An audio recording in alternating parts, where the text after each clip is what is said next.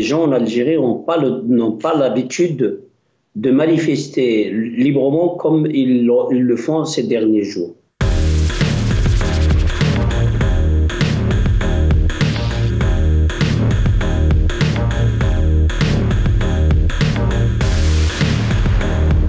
En Algérie, tout le monde est obligé de respecter la loi, sauf les autorités. Toutes les libertés fondamentales sont inscrites dans la Constitution. Mais il n'y a aucun mécanisme qui permet aux citoyens algériens de jouir de ces libertés. Mais pourquoi alors elles sont inscrites dans la Constitution?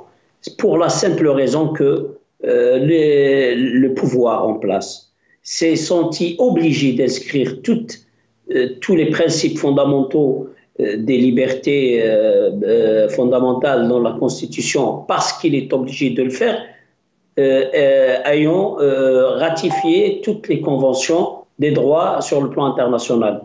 Et en même temps, il l'a fait d'une façon très, on va dire, rusée pour ne pas permettre aux citoyens d'y accéder. Le droit de rassemblement est inscrit à la Constitution, mais sur le terrain, il est interdit.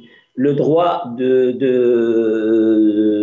à la grève, il est inscrit à la Constitution, mais sur le terrain, il est interdit. Et le pire, c'est qu'il est interdit. L'interdiction des grèves se fait par la justice.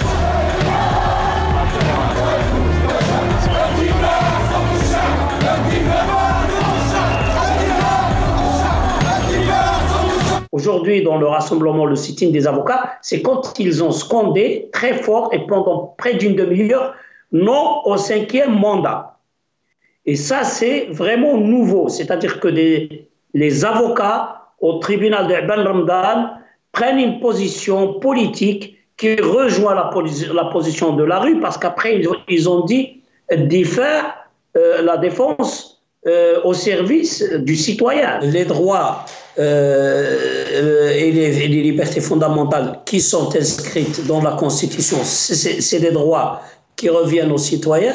Le problème, c'est que les citoyens, il faut qu'ils arrachent ces droits. Ils ne peuvent pas attendre que l'État, l'administration, le pouvoir leur donne. On n'est pas des mendiants, c'est des droits qui nous reviennent, ce sont des droits naturels. Si on ne les arrache pas, le pouvoir ne peut pas nous les donner.